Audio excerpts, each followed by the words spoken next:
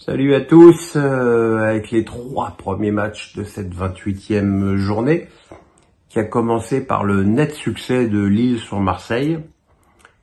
Et pourtant, on a quand même très souvent vu le LOSC meilleur que contre l'OM. Première période assez quelconque.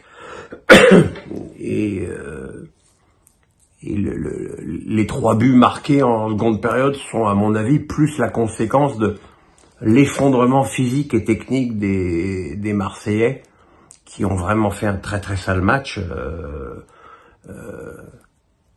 Le premier but est offert par les Marseillais entre la mauvaise passe en retrait de Luis Enrique et le tacle habituellement insensé de Gigot, qui provoque le penalty transformé par Jonathan David et obtenu par Jonathan David.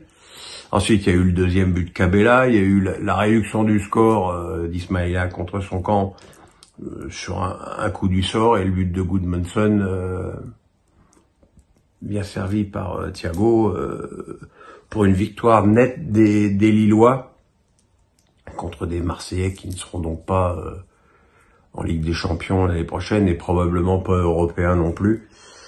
Voilà, c'est la conséquence d'une série désastreuse, hein, 4e défaite consécutive, toutes compétitions confondues. Et les Lillois continuent leur parcours impeccable à domicile, où ils sont vraiment très très bien.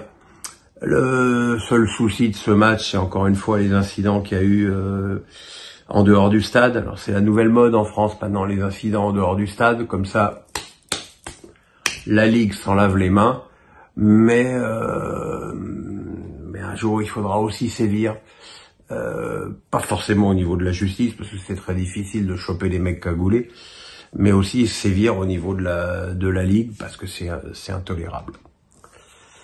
Et puis aujourd'hui, on a eu droit dans la série, comment veux-tu pronostiquer cette Ligue 1, avec le match nul concédé par Lens contre Le Havre. Lens qui avait fait une première période, allez, on va dire correcte, mais qui en deuxième période s'est un petit peu perdu au fil des minutes, qui a quand même ouvert le score sur un centre-tir de Frankowski qui a lobé Desmas.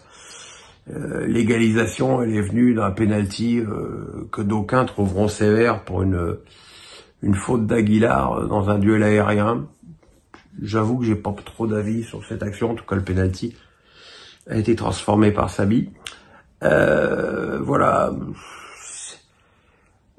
Autant dire que après leurs 2 défaites consécutives, les Havrais ont fait un meilleur match. C'est toujours plus facile pour eux de laisser le ballon à l'adversaire que d'être obligés de le créer comme ils ont été obligés de le faire à Clermont et à domicile contre Montpellier.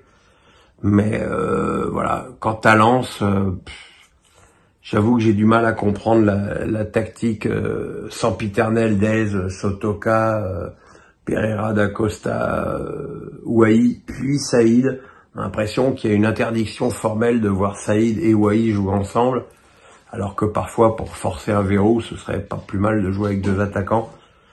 Voilà, on a l'impression, un petit sentiment diffus que cette équipe de Lens est en fin de cycle, et qu'elle est un peu à court d'idées et surtout à court d'envie, et il faudra quand même observer les derniers matchs de l'équipe nordiste en fin de saison. Et puis, comme annoncé, Luis Enrique avait fait joyeusement tourner contre Clermont. Alors, joyeusement tourner, personne ne pouvait imaginer que ce serait à ce point quand même. Mais on n'est jamais déçu avec Luis Enrique. Ça a amené une première période assez amorphe des Parisiens, où évidemment il était difficile de trouver des automatismes entre des joueurs qui jouent quasiment jamais et les joueurs qui disputaient leur premier match comme Zaguet et Zanoyou. Le problème, c'est que Paris a encaissé un but insensé en première période sur une action où Skriniar, je suis désolé, hein, mais Skriniar il peut plus jouer dans cette équipe, hein. Le PSG n'a pas le temps de le remettre en route, et c'est même plus être lent là, c'est être à l'arrêt. Donc le but de Keita a mis Clermont sur des bonnes bases. La deuxième période a été évidemment bien meilleure pour les Parisiens, qui se sont créés des occasions. Ndiaye a été très bon. Paris a tapé 2 fois la barre et finalement a égalisé sur une jolie passe D de Mbappé pour Ramos, qui a égalisé. Alors, on va dire que pour le PSG, ce nul est une péripétie.